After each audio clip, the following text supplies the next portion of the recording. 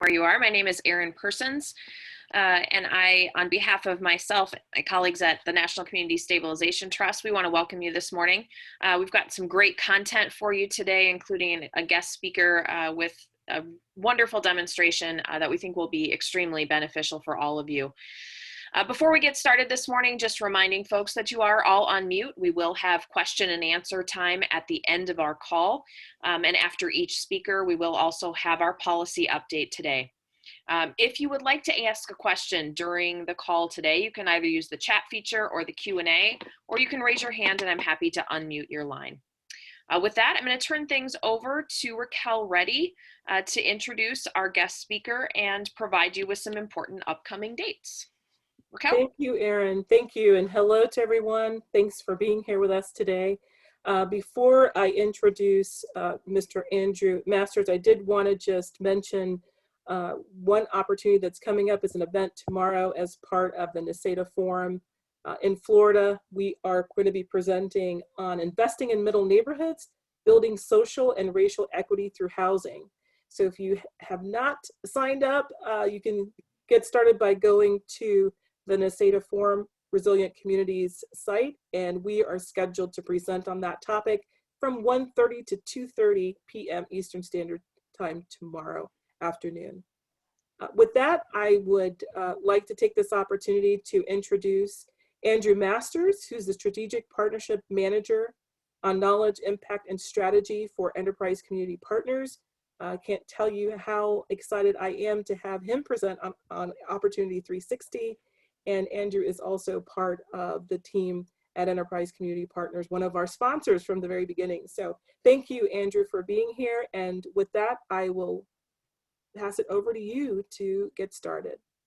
Great, thanks, Raquel, and thanks everybody for being here. I'm really excited to share with you Opportunity 360. But before I get into the demonstration of the tool, I wanted to just give a little bit of background on how Opportunity 360 was developed and the framework that we use in putting together the tool and the data that's included in that tool. So Opportunity 360 actually launched in 2017, but is the product of a number of years of work prior to that launch. We were actually looking to identify ways to measure opportunity in the communities in which enterprise invests. And we went through and did a scan of the ways that different researchers and different organizations were conceptualizing opportunity.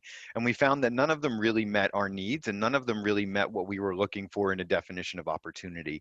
One of the main reasons was that we believe that housing is a springboard and a platform for a variety of outcomes in life, and the other ways that folks were contributing to the research and the discourse around opportunity didn't necessarily meet that housing at the center platform. And so we developed our own framework of opportunity. And our framework really consists of two main components. The first are opportunity pathways, and this is where the work towards building opportunity really takes place. You can see on screen that we see 4 opportunity pathways that go from the largest and most broad and encompassing pathway in policies and systems all the way through to individual people. And we recognize that the work that we do often touches on multiple pathways and multiple areas. And so one intervention or one implementation can impact at the policy level, can impact the neighborhoods in which we work, that very well may, directly change or improve or enhance the buildings in which we're supporting, and then the people that live there. So a lot of the work that we do has an effect on multiple pathways, and those effects really end up changing and adjusting the opportunity outcomes for the people that live in communities. When we were first conceptualizing opportunity, our opportunity framework, what we intentionally avoided was creating a binary high or low measure of opportunity. We didn't want to revisit redlining and ultimately label opportunities as good, or label communities as good or high opportunity or bad or low opportunity. Instead, we wanted to take a real asset-based approach that recognized that opportunity is very nuanced, that when we're looking at opportunity, we're talking about 5 different components of opportunity, those being those 5 areas shown on the screen: housing stability, education, health and well-being, economic security, and mobility.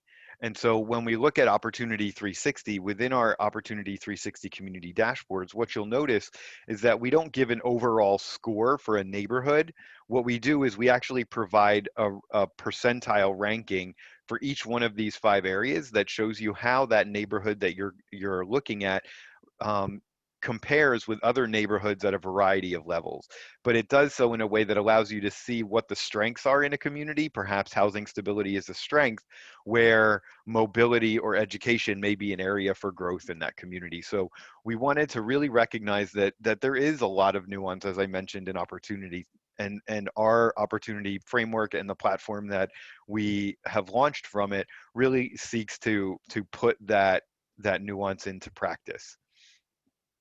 Our opportunity pathways and opportunity outcomes are not distinct from one another. There's a lot of overlap. As I mentioned, the work that we do along those opportunity pathways directly impacts the outcomes of the people within communities. And so there's a lot of crossover and a lot of mutual impact. And then as our outcomes improve, it broadens those pathways and can make the work easier. So there's a reciprocal nature in the impact between opportunity outcomes and opportunity pathways. So how is Opportunity 360 different from some of the other tools that are out there that focus on opportunity? The first is that Opportunity 360 has always been evidence-based and research informed. We've continued to stay up to date on what the evidence is and how the research is looking around opportunity. Opportunity 360 has always been a cross-sector tool, recognizing that, we believe that there are 5 dimensions of opportunity, and it's a comprehensive set of tools, from data and community engagement to partnership and evaluation. On today's call, we're really going to focus on the data tool, but I would encourage you to visit Opportunity 360 to check out all of the tools that we have available, and note that all of the tools that are available, including the community dashboards, but also the community engagement toolkit, partnership tool, and evaluate resources, are all free and available at no cost. Opportunity 360 has always provided more than 150 indicators. Most of these indicators come at the census tract level. So when we talk about neighborhood or community, we're really talking about a census tract, which is very granular and allows us to really drill down to understand what the context is in a specific community, as opposed to looking at a city or a county level. And then last, Opportunity 360 has always provided an index score to enable meaningful comparison between communities. Sometimes, getting a score of 70 doesn't tell you, well, how do the other communities around me score? And so our index scores allow you to know that if you have a score of 70 in housing stability, for example, that census tract scores higher in housing stability than 70 out of every 100 census tracts in that area. And we provide those index scores at the region, the state, and the national level. So you can look at how these things compare against all census tracts in the country, or just against all census tracts in the region, depending on what you're looking for. In February, we updated Opportunity 360's measure tool, and now Opportunity 360 includes the ability to compare multiple census tracts. So you can not only see the data for one census tract at a time, but you can see how that data compares to up to 2 additional census tracts. And then throughout Opportunity 360's community dashboards, we've included several projections and disaggregated data wherever possible. When you're working at the census tract level, it creates some implications for disaggregation of data and privacy issues. But wherever we're able to disaggregate that data along a variety of lines, most importantly, race and gender, we do try to disaggregate and show that data in that way. So as I mentioned, Opportunity 360 is a complete toolkit that involves 4 tools. So our measure tool allows you to create a dashboard for any neighborhood to find out what the pathways are to opportunity and what the outcomes when those outcomes are in reach.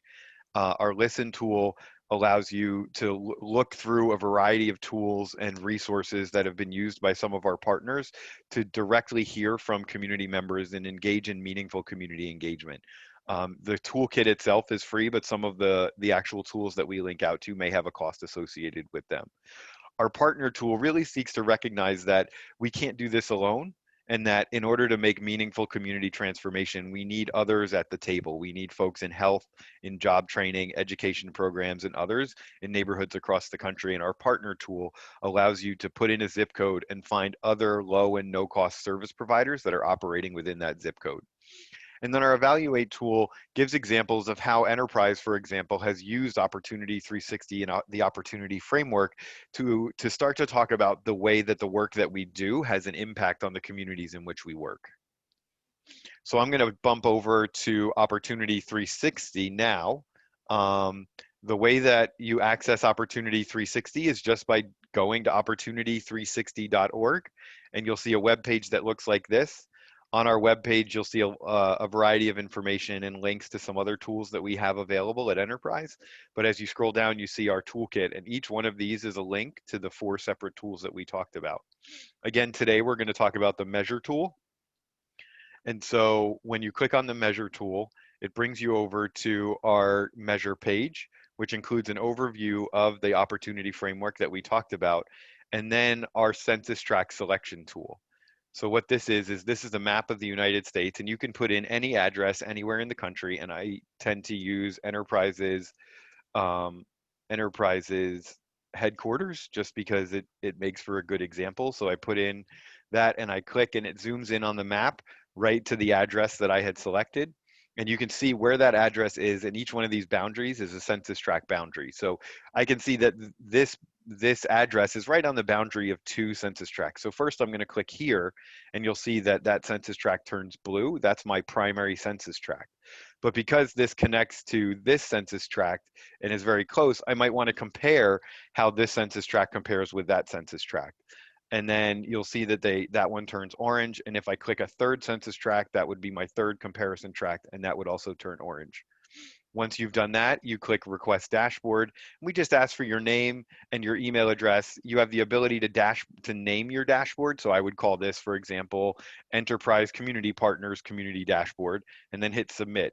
Within about 2 to 5 minutes, you'll get an email that has a link to the Opportunity 360 dashboard, as well as a PDF copy so that you can download the Opportunity 360 dashboard as it is. For our demonstration today, I've already created a dashboard and have that all ready to go. We'll start our tour of the Opportunity 360 community dashboards by looking at one for a property in Washington, D.C. The primary tract selected is a tract where the property is located, while the comparison tracts are those 2 tracts directly east of the primary tract. You'll see this in just a second, the map of where these tracts are located.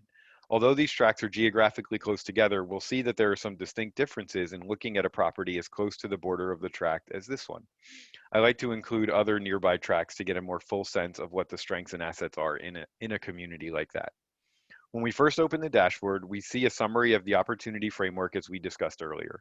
On the left is a navigation pane that allows us to click and view the different sections of the dashboard. We'll start by looking at the community profile. The top of the community profile includes a map of the tracts selected. It takes a second to load, but once it does, you'll see that the primary census tract we included is blue, and the 2 comparison census tracts are yellow or are orange. You'll see that when we're going through, our primary census tract is this one, and then our southern census tract is our first comparison tract, and our second comparison tract is this one that's a little bit farther to the north. Next, we come to the demographic section of the page. We see here that there are about 1,900 people living in the primary census tract, and our 2 comparison census tracts are significantly larger, each with over 3,000 residents. The average household size in our primary tract is 2.46. One of the comparison census tracts is smaller, but the other is significantly larger. This tract also has significantly more families with children. This fits with the fact that the property in this census tract is an intergenerational housing development, so they have housing for seniors as well as housing for low-income families. As we scroll down, we see that the total population for these as we scroll down, we see that the total population for these 3 tracts is very different. We can turn on and off different layers here.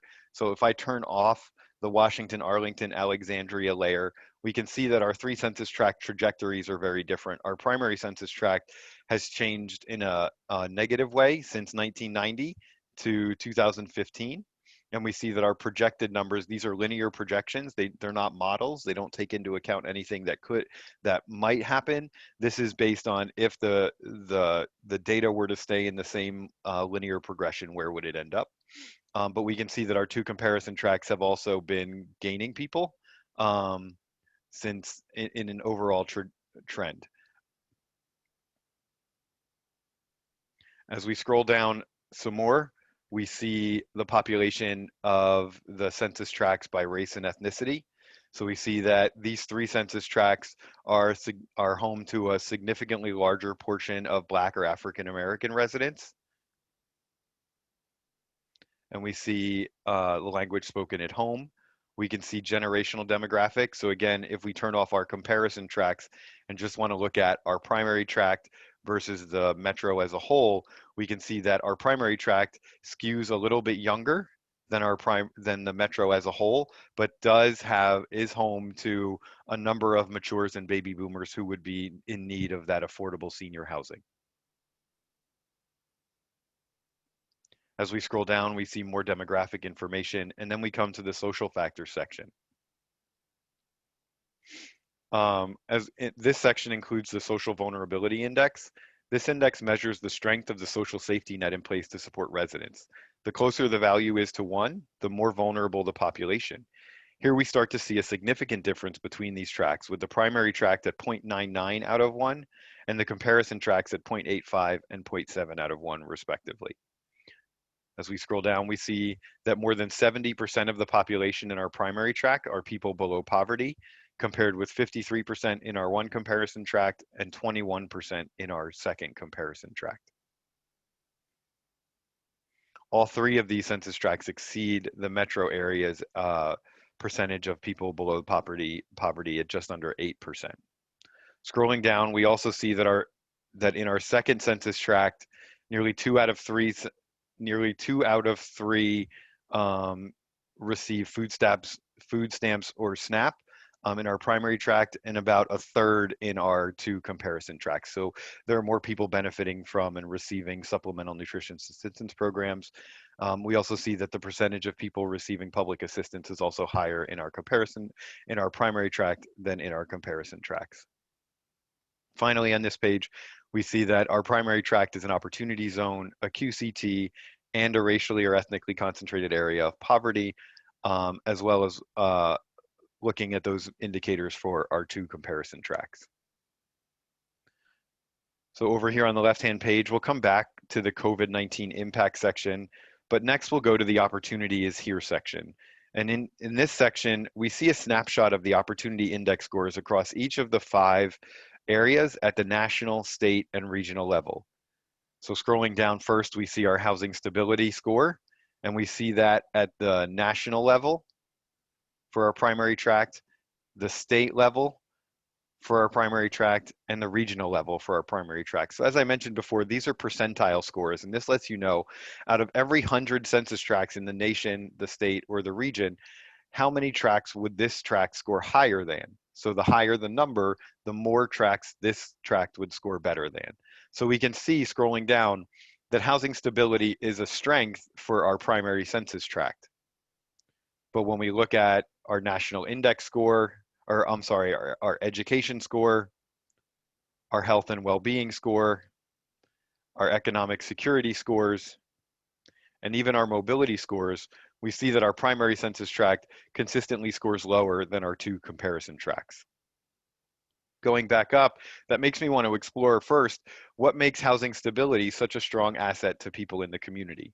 And it's important to understand first what goes into the housing stability score. First, you'll see a breakdown of the index scores at the 3 levels and comparison of the 3 tracts. Then we see a summary of the indicators that make up that index score. So in housing stability, we see that homeownership rate, and then the percent of renter households receiving project-based assistance, housing choice vouchers, the percent of all low-income households that are severely cost-burdened, and the percent of owner-occupied units that are crowded, or percent of households that have multiple families or unrelated individuals. For each one, we see a description of the indicator, as well as how that indicator impacts the overall index score. So a high homeownership rate has a positive has a positive effect on the census tract's overall score.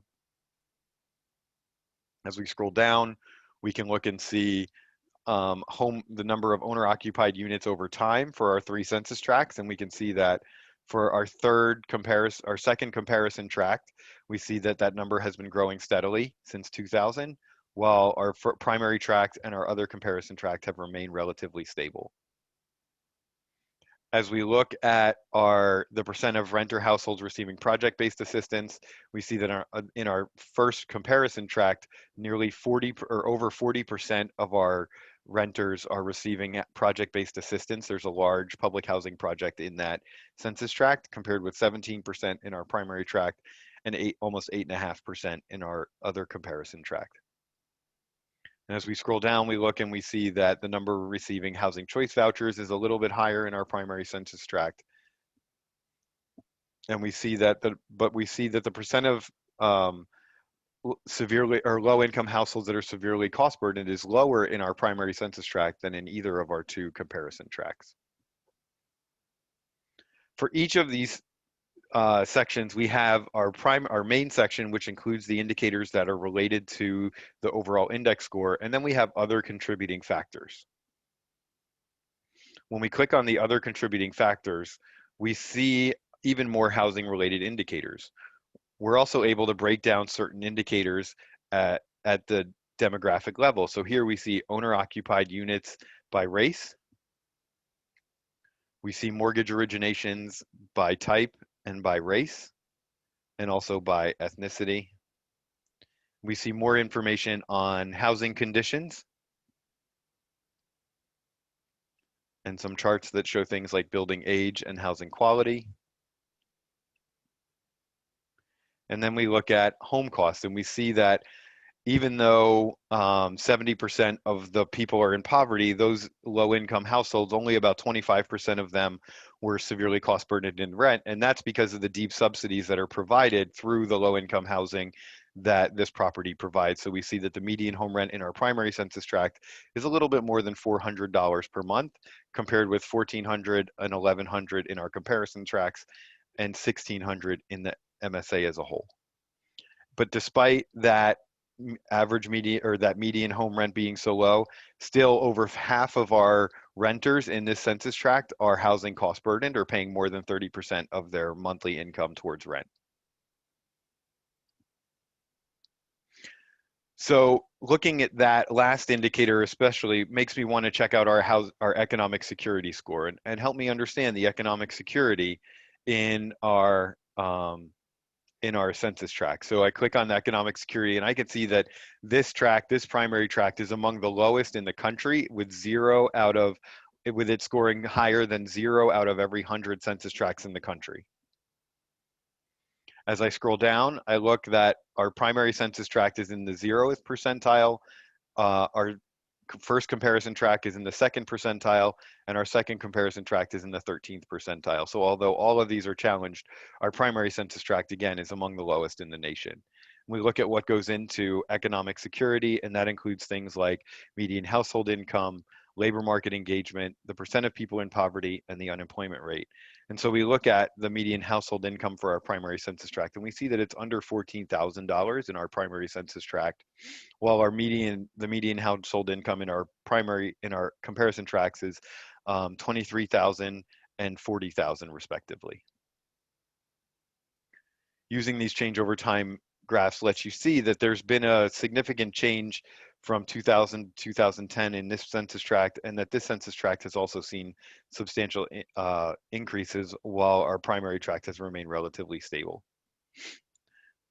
The unemployment rate here, again, we see that 31%, or nearly 1 in 3 in our primary tract, are unemployed. We can see that this number has been very volatile in our 2 comparison tracts, as well as in our primary tract.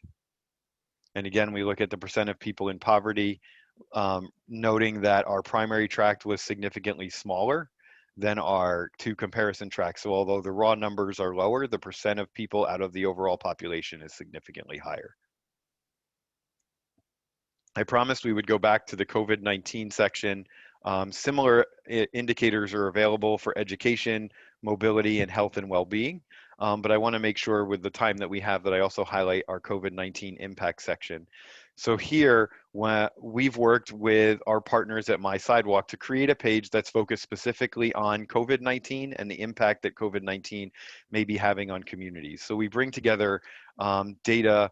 The cases and lives lost data is at the county level. So we're able to see for Washington, D.C., that there have been 16,000 confirmed cases and 637 lives lost for COVID.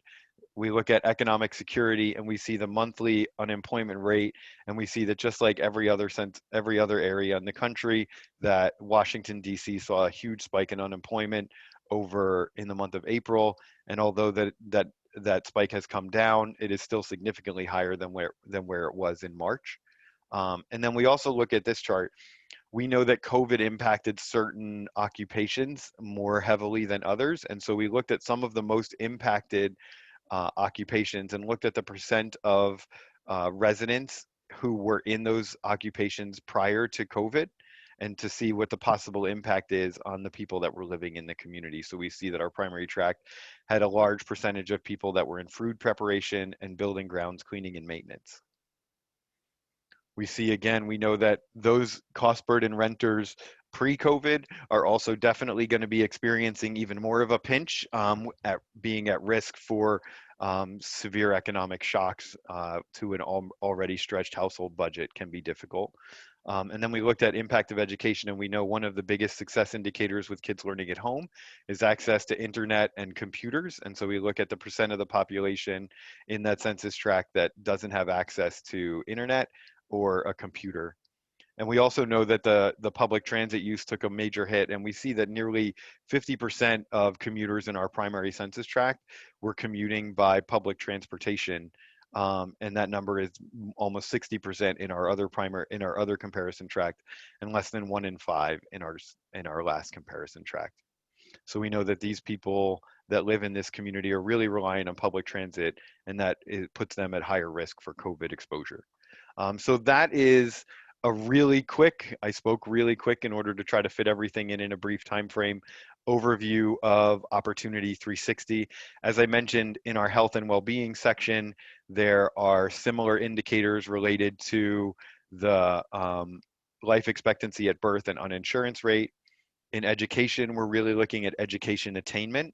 So looking at things like the percent of adults with a high school diploma, the percent of adults with some college or a bachelor's degree, and the percent of adults with a master's degree or higher. And then in our mobility section, we're also looking at indicators related to primarily commuting to work and the ways that people commute to work and get around the neighborhood. So with that, I am going to pause and see if there are questions. I'm sure there are some. So I want to go ahead and thank you guys and thank NCST for giving me the opportunity to share up the platform with you and the tool, and hope that even though this was a quick demonstration, I was able to entice you to go on to opportunity360.org and create your own community dashboards for the neighborhoods where you work. Thank you so much. This is fantastic data, and I look forward to using this myself, definitely, to take a closer look. I'm all about the data lately, and this is fantastic. So thank you. We'll go ahead and open things up for questions. As a reminder, you can either use the chat or the Q&A feature, or I'm happy to take questions from raised hands as well. Questions for Andrew?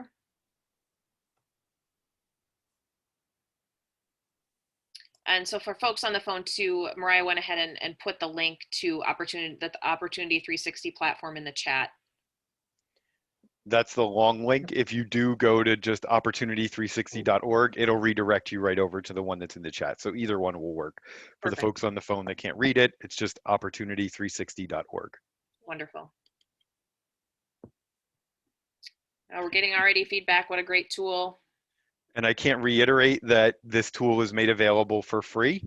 So whether you're requesting one dashboard for one community, or I've got people that request 1,300 to 2,000 dashboards, each and every one of those is made available for free. So, please use the tool and download those without worrying about how much it's going to cost, because it doesn't cost anything. It's fantastic. Hey, Erin, can you hear me? Yep, absolutely.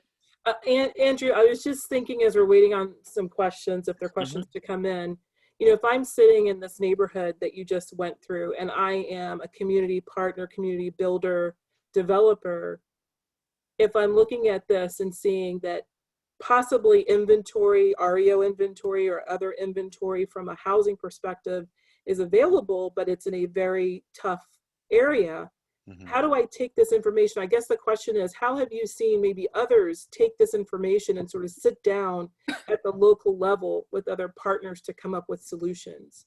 I don't know if you have any examples of what that would look like, but So I think enterprise has really taken an approach to opportunity that says we need to invest in both communities that have existing opportunity. So we're bringing folks to where opportunity exists, mhm. as well as working in communities that don't have other opportunity and making sure that we're bringing opportunity around housing stability. So for enterprise, we don't use Opportunity 360 as a screening tool or as a cutoff tool to say you have to meet this profile in order for us. But what it does allow us to do, for example, our developer and entity enterprise community development looks at Opportunity 360 and the data that's here to think about what are some of the programmatic pieces that we need to put in place to support the residents in our communities. So looking at economic security, do we need to look at bringing in workforce development programs if economic security is low, on the lower end, or education programs if we see that there's not a lot of educational achievement in the community, recognizing that this, you know, a lot of these data points are ACS or census data, so they will take a little bit of time to move, but it does give us a general perspective on where to go. Um, I sort of think about this, and have borrowed this from a professor who uses Opportunity 360 among a number of tools, that if I'm trying to get from Washington, D.C. to Baltimore, I'm going to take Route 95, but chances of Route 95 getting me all the way to my destination are pretty slim. It's going to get me in the general area, but then I'm going to have to get off on an exit and take a couple of side roads to get to where I'm trying to go.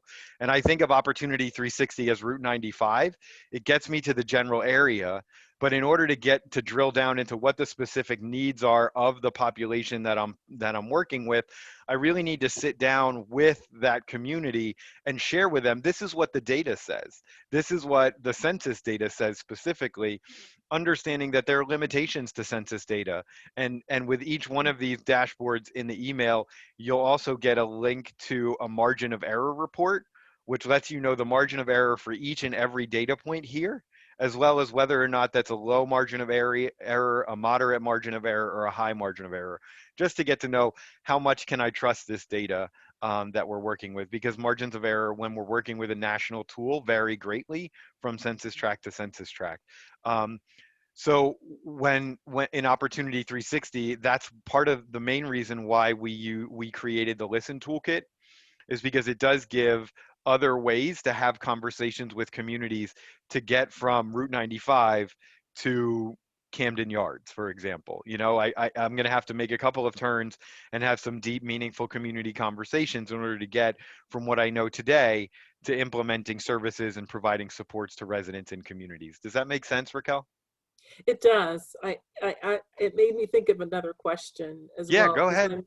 I'm thinking of, you know, if I'm a, again, if I'm a developer, thank you for that, by the way, that explanation. If I'm a developer, you know, some of the things that I have to look at include also how do I use the capital that I have, and so capital is something that is in some areas is not as flowing as in other areas, and Hmm. so one of the things I was thinking about when you said that, is there a way to look at, I know you mentioned the opportunity zone and light tech overlays that are there. Um, are there other tools inside, maybe, I don't know if it would break it down depending on whether we're talking about housing stability or maybe even health and well-being. Is there a way to look and see if there is any sort of philanthropic support that's going into certain initiatives? Maybe it's a health and housing initiative. Is this a tool that would capture some of that to know who's working in some of these census tracts? So it would be great if we could. I think this is something that we'd love to tackle moving forward. Part of the challenge is we are already aggregating that 150 indicators from 27 different sources of data and trying to do that at the national level. So every data point that we have, we try to cover at least 89 to 90% of the country with the data points that we use. So gathering, for example, local philanthropic investment at a national level is really challenging. Um, but it is something that you're not the first person to ask me that question. And so I think that there are ways that we have worked, for example, with local communities to build custom tools.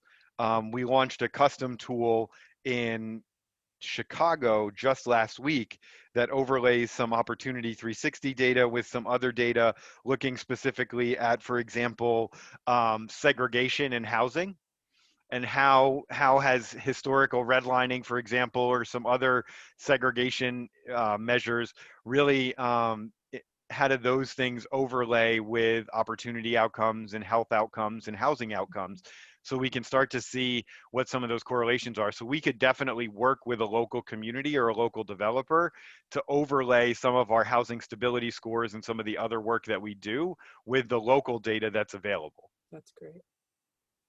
Perfect. Thank you so much. I'll Sure. back to Erin. Let's see if anything's in the chat.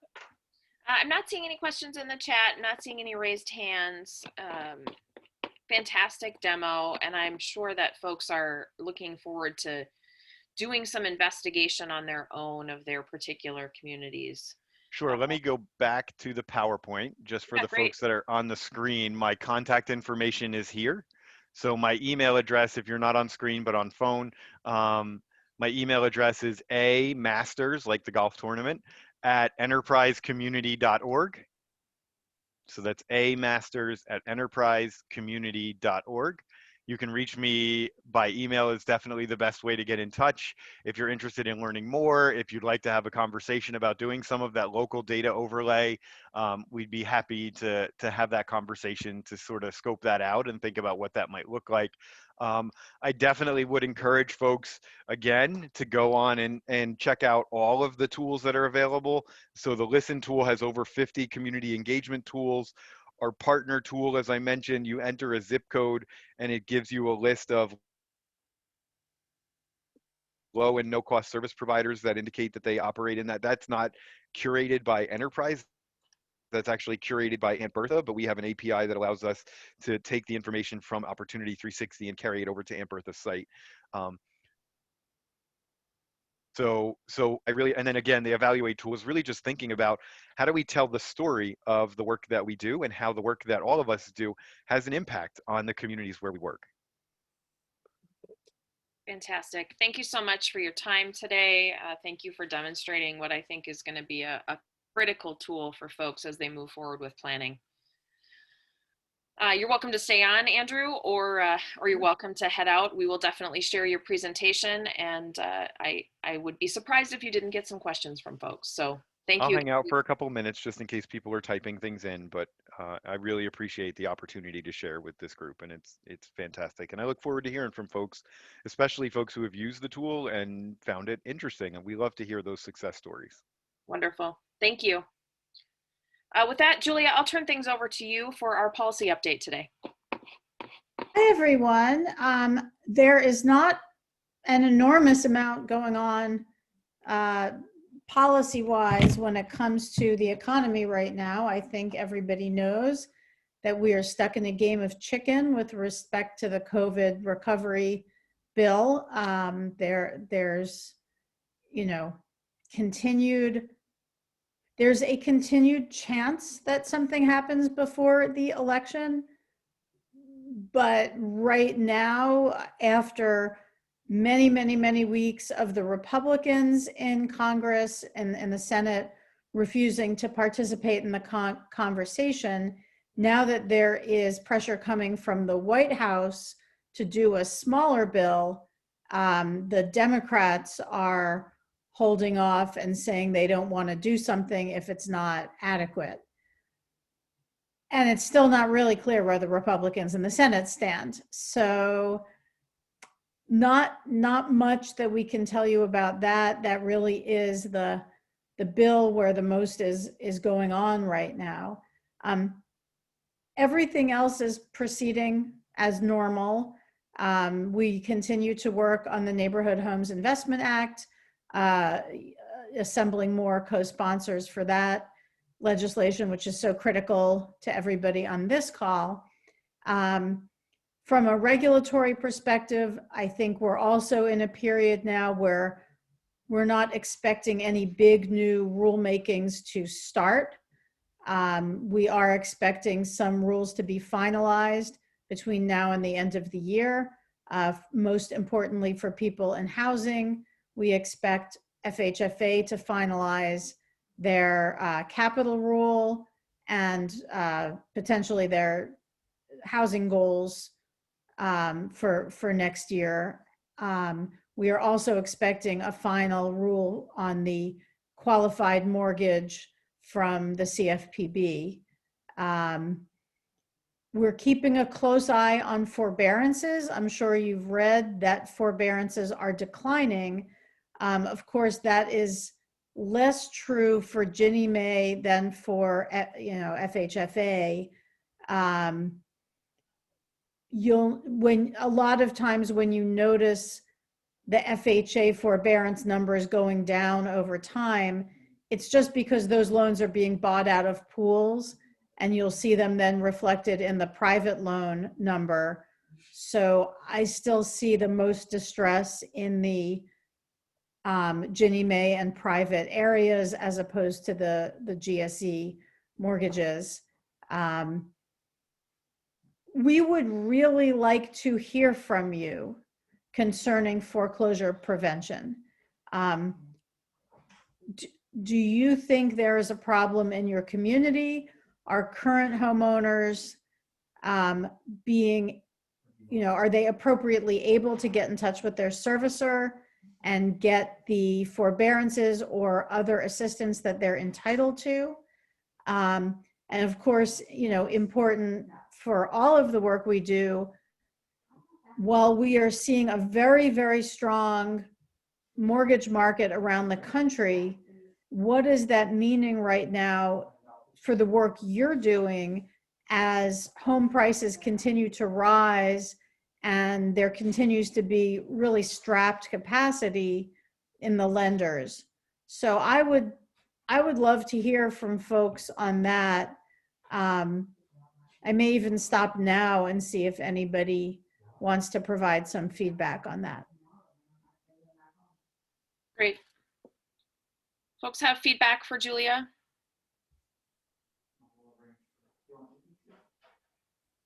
And as a reminder, you can raise your hand. I'm happy to unmute lines if you'd like to talk with her directly.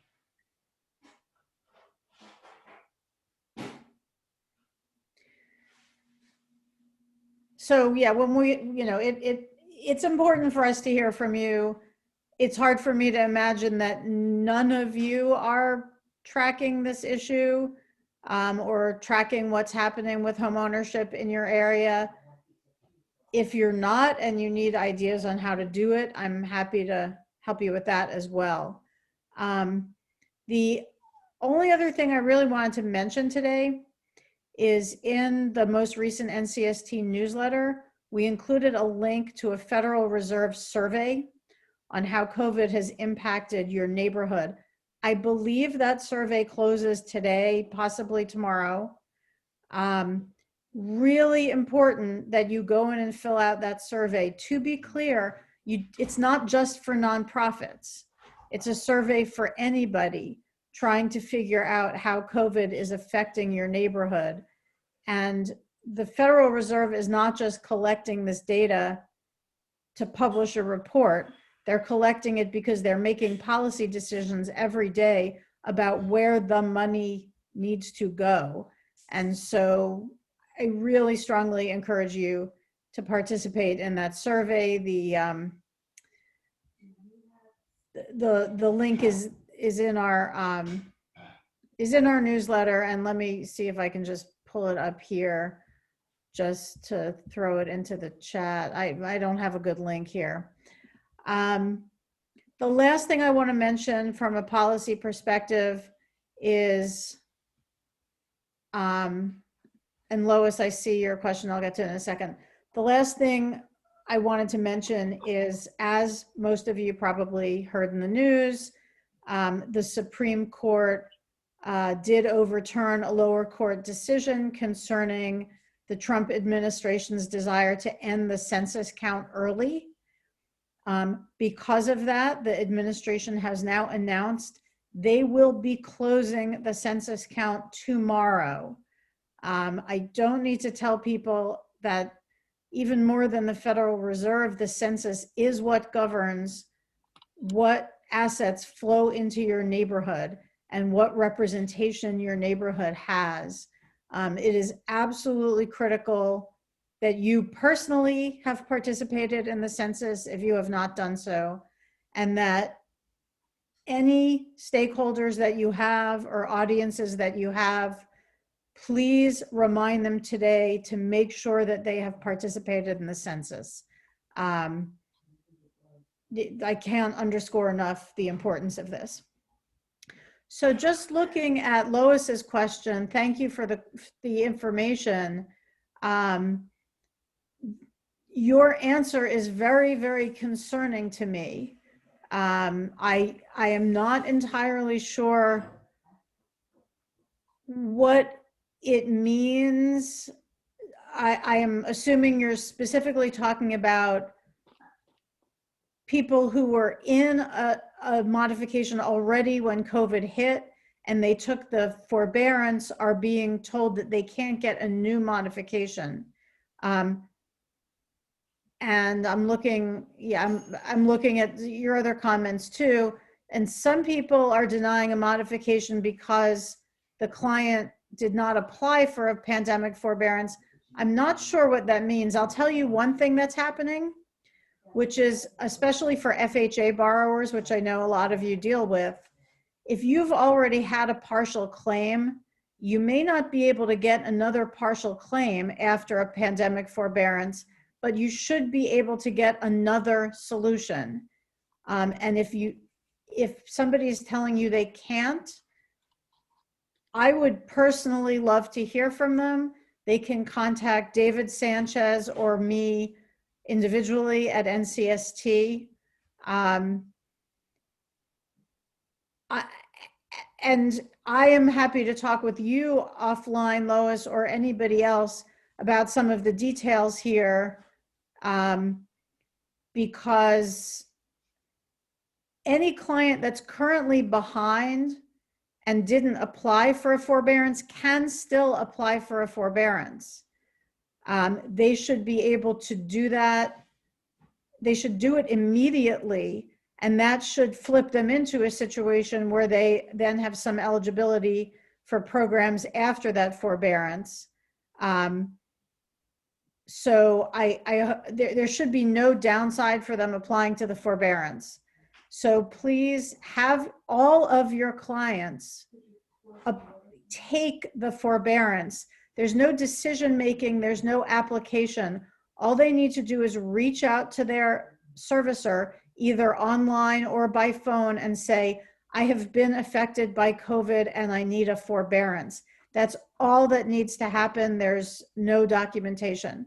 So have everybody do that as soon as possible.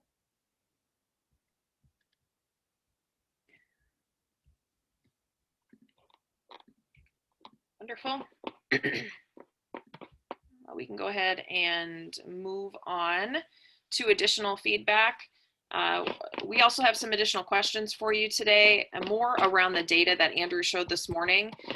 We're looking forward to your feedback on how you may use this type of data analysis in your redevelopment efforts, and also some additional local data-driven resources that you plug into when reviewing your property acquisition strategies. You know, as NCST has lots of data available to us, we are certainly also looking for ways in which we can use that data to help you. So having some more insight into how you're using data in your communities would be extremely helpful.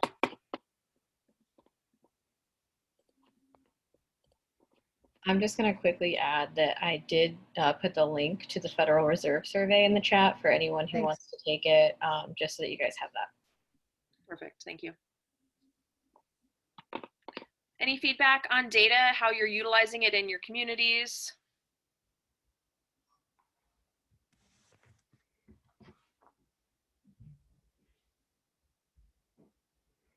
quiet group this morning.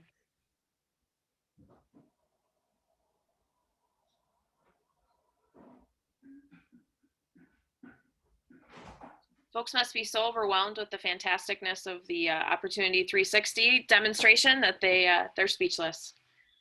It was fantastic. It was fantastic. Absolutely. I'm really looking forward to diving deeper into the data.